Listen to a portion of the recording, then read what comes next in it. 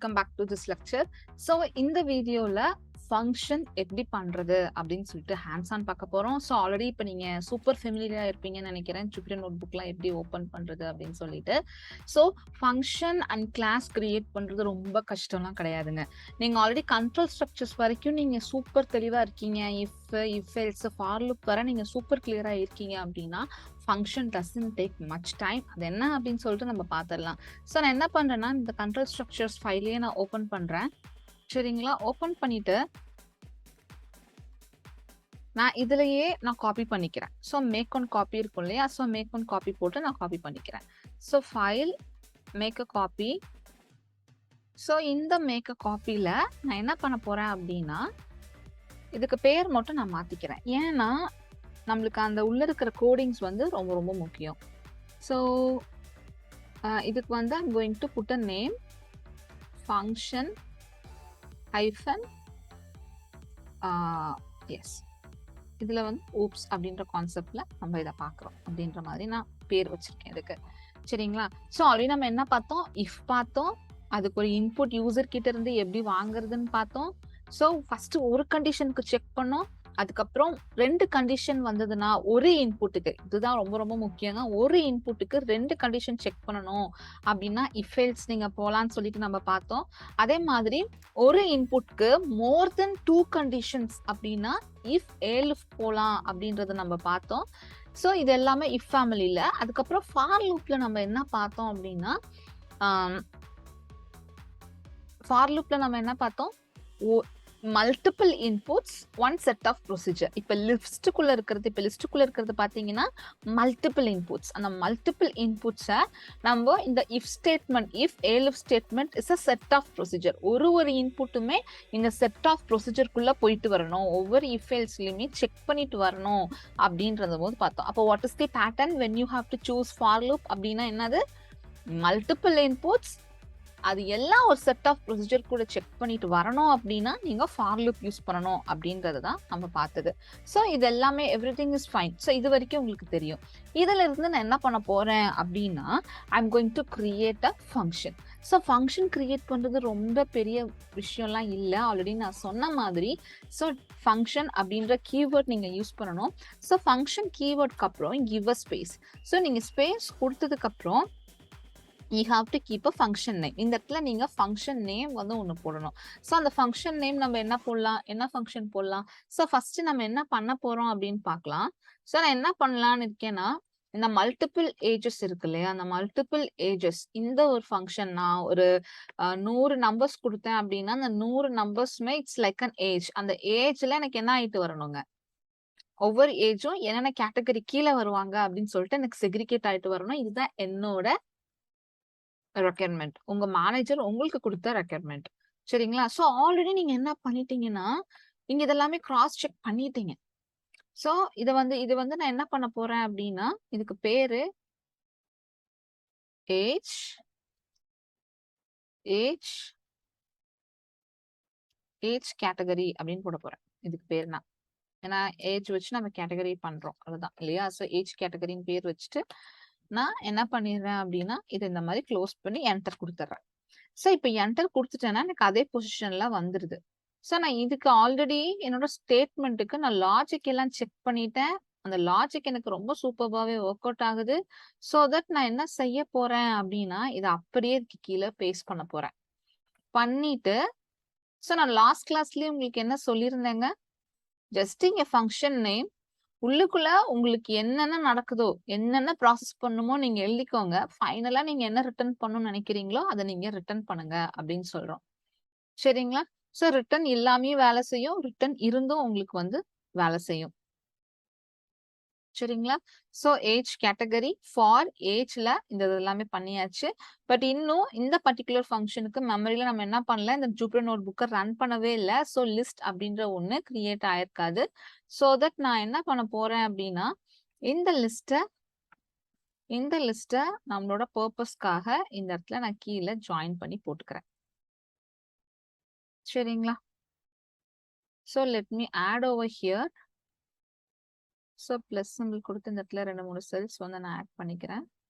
So that நம்மளுக்கு இங்க இருந்து தான் இந்த நோட் புக் நான் ரன் பண்ணி பார்க்க போறேன். சோ எதுக்காக நான் பிளைனா வரேன்னா, உங்களுக்கு லைக் ரீகால் பண்ண மாதிரி இருக்கும். ரெஃபரன்ஸ்ல இருந்த மாரி இருக்கும். அதனால நான் இந்த மாரி பண்றேன். சோ இப்ப இது பண்ணா என்ன மேம் நடக்கும் அப்படின்னு கேட்டீங்க அப்படின்னா, எப்ப நீங்க டெஃபினிஷன் அப்படின்றத பார்க்குறீங்களோ, இது உங்களுக்கு இட்ஸ் அ ப்ரொசீஜர் நவ். எப்படி? ஒரு ஃபார்முலா மாரி இத நீங்க கன்சிடர் பண்ணிக்கணும். வெறும் ஃபார்முலாவ ரன் பண்ணா உங்களுக்கு ஆன்சர் வருமா? வரவே வராது. அதே மாரி தான் உங்களுக்கு டெஃபினிஷன இந்த மாரி எழுதிட்டு நீங்க ரன் பண்ணீங்க அப்டின்னா, உங்களுக்கு எந்த ஒரு அவுட்புட்டுமே வராது. சோ அது என்ன எப்டின்னு சொல்லிட்டு நான் சொல்றேன். சோ அத ஃபர்ஸ்ட் நான் உங்களுக்கு ரன் பண்ணி காமிக்கிறேன். எந்த ஒரு எரரும் இல்லாம எனக்கு ரன் ஆயிடுச்சு. பட் எனக்கு என்ன ஆகல, ஒரு இது கூட நம்மளுக்கு வரல. என்ன வரல நம்மளுக்கு? ஒரு அவுட்புட் கூட கூட வரல. அப்ப இதுலருந்து நம்ம என்ன தெரிஞ்சுக்கலாம் அப்டின்னா, என்ன தெரிஞ்சுக்கலாம் நம்போ? எப்பயுமே இந்த டெஃபினிஷன் அப்படின்றது ஒரு ஃபார்முலா. என்னதுங்க? இட்ஸ் ஜஸ்ட் அ ஃபார்முலா அப்படின்றது தான். அப்ப எப்ப மேம் இத நான் ரன் பண்ண முடியும்? எப்படி மேம் ரன் பண்ண முடியும்? அப்படின்னா, அதுக்கு ஒண்ணுமே இல்ல. நம்ப ஒரு ஃபங்ஷனுக்கு பேர் வச்சிருக்கோம் இல்லையா? அந்த ஃபங்ஷன் பேர சொல்லி கூப்பிட்டா போதும். அது ரன் ஆயிடும். அப்பன்னா நான் என்ன சொல்ல வரேன் அப்படின்னா, இந்த ஃபங்ஷன் நேம copy it and paste it over here. அவ்வளோதான். இந்த இடத்துல கோலன் எதுவுமே நம்மளுக்கு தேவையில்ல. So let me run this. இப்ப இத நான் ரன் பண்ணுனா எனக்கு என்ன ஆகுங்க? என்ன கைண்ட் ஆஃப் அவுட்புட் எனக்கு கிடைக்கும்? சோ இந்த மாரி நான் ஃபங்ஷன எழுதி வச்சுட்டு, இந்த மாரி ஃபங்ஷன நான் எழுதி வச்சுட்டு, அதுக்கப்புறம் இந்த ஃபங்ஷன் நேம மட்டும் எக்ஸிக்யூட் பண்றேன்ல, இத வந்து என்ன சொல்லுவோம் அப்டின்னா, ஃபங்ஷன கால் பண்றதுன்னு சொல்லுவோம். எப்படி? நோட் பண்ணிக்கோங்க. தனியா ஒரு ஃபார்முலாவ எழுதி வச்சுட்டோம். இப்ப அந்த ஃபார்முலா பேர சொல்லி நம்ம கூப்பிடுறதுக்கு பேரு ஃபங்ஷன கால் பண்றோம் அப்படின்றது தான் சொல்லுவாங்க. சோ இத இனிமேல் நானும் இந்த டெர்ம் தான் யூஸ் பண்ணுவேன். சோ இப்ப இந்த ஃபங்ஷன இங்க கால் பண்ணிடலாம் அப்படின்னா, தனியா அந்த ஃபங்ஷன் நேம போட்டு நான் என்ன பண்றேன்? எக்ஸிக்யூட் பண்ணி பார்க்க போறேன். So let me run this. First will see what is happening. So இப்ப நான் அத ரன் பண்ணதுக்கு அப்புறம், இப்ப எனக்கு எல்லாமே எக்ஸிக்யூட் ஆகுது. ஓகேவா? சோ ஃபர்ஸ்ட் நான் என்ன பண்ணேன்? நான் என்ன பண்ணேங்க? ஒரு ப்ராப்ளம் ஸ்டேட்மெண்ட் எடுத்துக்கிட்டோம். ஃபங்ஷனே இல்லாம வெறும் லாஜிக்ஸ் மட்டும் போட்டு செக் பண்ணோம். அத அடல்ட்க்கு ஒரு வாட்டி செக் பண்ணோம். சிட்டிசன், சீனியர் சிட்டிசன் எல்லாத்துக்குமே செக் பண்ணோம். இந்த பர்ட்டிகுலர் லாஜிக் ரொம்ப சூப்பரா வேலை செய்யுது. இப்போ நம்ம இத என்ன பண்றோம்? ஒரு ஃபங்ஷனா கன்வெர்ட் பண்றோம். ஒரு ஃபங்ஷனா கன்வெர்ட் பண்றோம் அப்டின்னா, எனக்கு தெரியும் மேம் ஆல்ரெடி அதுலயும் அதே அவுட்புட் தான் வருது. நீங்க ஃபங்ஷனா கால் பண்ணதுக்கு அப்புறமும் அதே அவுட்புட் தான மேம் வருது. அப்ப 2க்குமே என்ன மேம் டிஃபரன்ஸ்? நான் அதவே ஸ்டிக் பண்ணியிருக்கணுமா? இல்ல நான் ஃபங்ஷனுக்கு தான் கன்வெர்ட் பண்ணணுமா? சேம் கோட, சேம் அவுட்புட் வரதுக்குன்னா, I will tell you the reason. உங்களுக்கு ஃபங்ஷன் எந்த அளவுக்கு முக்கியம் அப்டின்றத நான் உங்களுக்கு சொல்றேன்.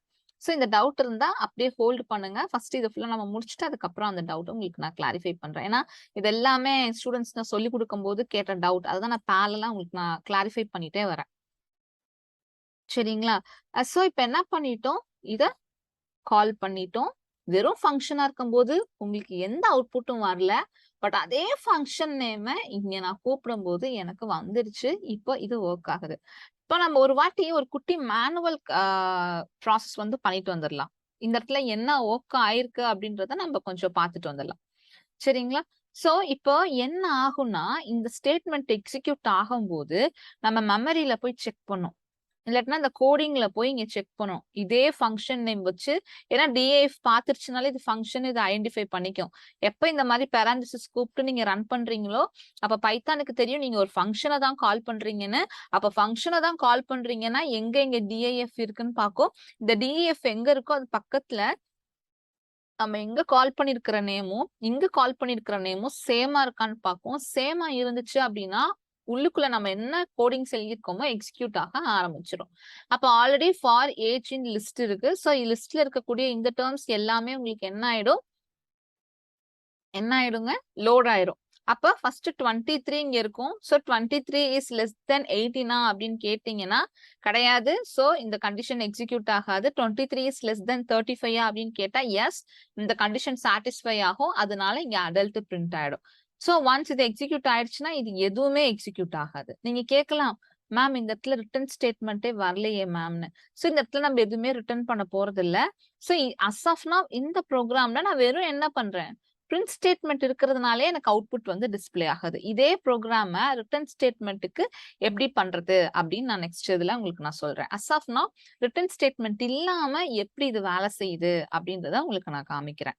Is it clear? சோ அப்படிதான் ஒவ்வொன்னுமே நம்மளுக்கு எக்ஸிக்யூட் ஆகி முடிஞ்சிருச்சு.